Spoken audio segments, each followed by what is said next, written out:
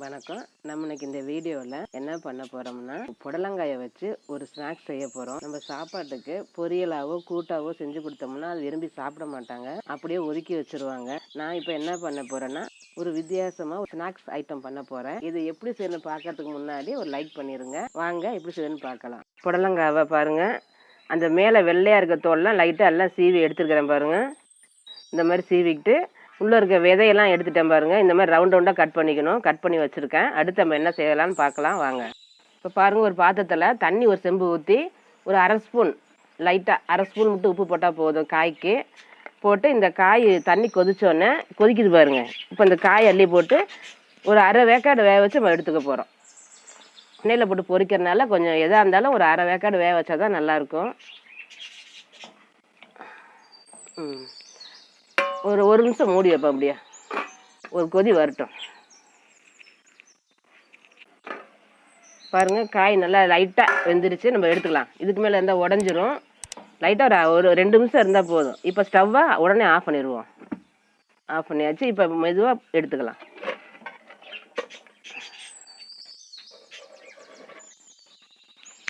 ஒரு 5 ஸ்பூன் மைதா மாவு சேர்த்துக்கலாம். நான் கையில் அள்ளி போடுறேன், உங்களுக்கு தெரியலன்னா ஸ்பூனில் போட்டுக்கோங்க. ஒரு 5 ஸ்பூன் மைதா மாவு போட்டுக்குவோம். கார்ன்ஃப்ளவர் மாவு ஒரு 3 ஸ்பூன் போட்டுக்கலாம், போதும்.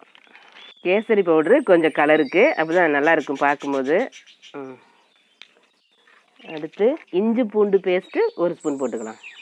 இதெல்லாம் இஞ்சி பூண்டு பேஸ்ட் எதுக்கு போடுறோம்னா, எண்ணெய் பலகாரம் செய்யறதுனால செரிமானத்துக்கு அதுக்கு போட்டால் தான் நமக்கு பிள்ளைங்க சாப்பிடும்போது செரிமானம் கொடுக்கும். எல்லாம் போட்டாச்சா, உப்பு போடணும். இப்போ நம்ம ஏற்கனவே ஒரு அரை உப்பு போட்டிருக்கோம். இப்போ இந்த மாவெல்லாம் போடுறதுனால ஒரு அரை உப்பு போட்டுக்குவோம், போதும். இப்போ இதெல்லாம் ஒன்றா பிசைஞ்சு விட்டுக்குவோம். பிசைஞ்சு விட்டுட்டு தண்ணி கொஞ்சம் லைட்டாக தெளிச்சுக்குவோம். ரொம்ப இல்லை, லைட்டாக தெளிச்சுக்கலாம். இந்த காயில் ஒட்டுற அளவு தண்ணி தெளிச்சுக்குவோம். அந்த மாவு தான் கரெக்டாக வரும். சிக்கன் மசாலா ஒரு ஸ்பூன் போட்டுக்கலாம். இந்த காய்க்கு கொஞ்சம் காரம் வாசம் நல்லாயிருக்கும். அடுத்து தனி மிளகாத்தூள் ஒரு அரை ஸ்பூன். காரம் ஜாஸ்தி தான் பிள்ளைங்க சாப்பிட முடியாது, அதனால் ஒரு அரை ஸ்பூன் போல, ரொம்ப வேண்டாம், கொஞ்சமாக போதும். இப்போ எல்லாம் ஒன்றா சேர்த்து பெசரி விட்டுருலாம். பாருங்கள், இந்த மாதிரி கொஞ்சம் உப்பு போதுமான்னு பார்த்துக்கிறேன் நான்.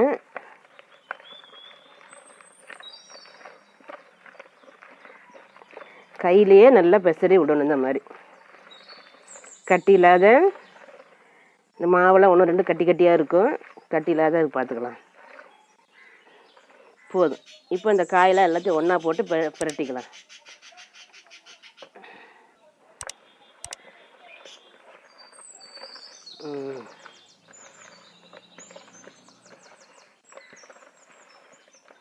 பாருங்கள், இந்த மாதிரி தண்ணி ஜாஸ்தி ஊற்றாமல் லைட்டாக தெளித்து இந்த காயை போட்டோம்னா காயில் இருக்க தண்ணி இந்த இதில் மாவில் இறங்கிக்கும். அப்போ கரெக்டாக இருக்கும்.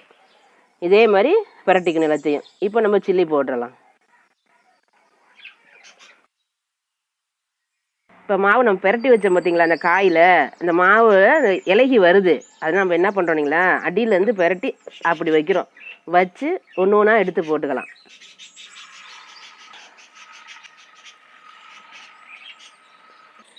செக்கெண்ணெய் வாங்கினேன், அது நம்ம பொங்கி வருது பாருங்கள் போட்டோன்னே. அதுக்கு என்ன பண்ணோம்னா, இப்படி மிளகாய் 2 எடுத்து இதில் போட்டுடணும். அதாவது பலகாரம் போகிறதுக்கு முன்னாடியே அந்த எண்ணெயில் போடணும். அப்போ தான் பொங்கி வராது. நான் மறந்துட்டேன், அதனால் இப்போ போட்டிருக்கேன் பாருங்கள். நீங்கள் செக்கெண்ணெய் வாங்கினீங்கன்னா 2 மிளகாய் போட்டிங்கன்னா எண்ணெய் பொங்கி வராது. அதுக்கப்புறம் பலகாரம் மேலே போட்டுக்கலாம்.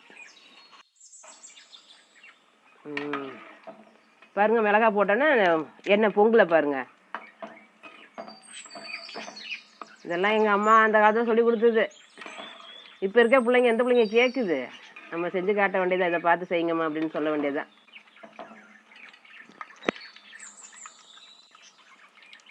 நம்ம புடலங்காய் ரிங் சில்லி ரெடி ஆயிடுச்சு. நம்ம எடுத்துடலாம். பாருங்கள், செமையாக இருக்குது, சூப்பராக. செக்கெண்ணெய் எண்ணெய்ன்றனால நல்லா வாசமாக இருக்குது. கடலை எண்ணெய் ஊற்றிருக்கேன் நான், செமையாக இருக்குது. எண்ணெய் பாருங்கம்மா பொங்கல பார்த்துக்கங்க. புது எண்ணெயாக இருந்தால் பொங்குனுச்சுன்னா டக்குன்னு அனலை குறைச்சிட்டு இந்த எண்ணெய் 2 மிளகாய் கொண்டாந்து போட்டுக்கோங்க. எண்ணெய் ஊற்றும் போது கம்மியாக ஊற்றிக்கோங்க.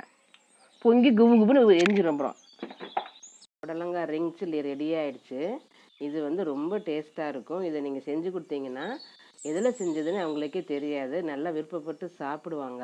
உங்களுக்கு இந்த வீடியோ பிடிச்சிருந்தா மறக்காமல் லைக் பண்ணுங்கள். நன்றி, வணக்கம்.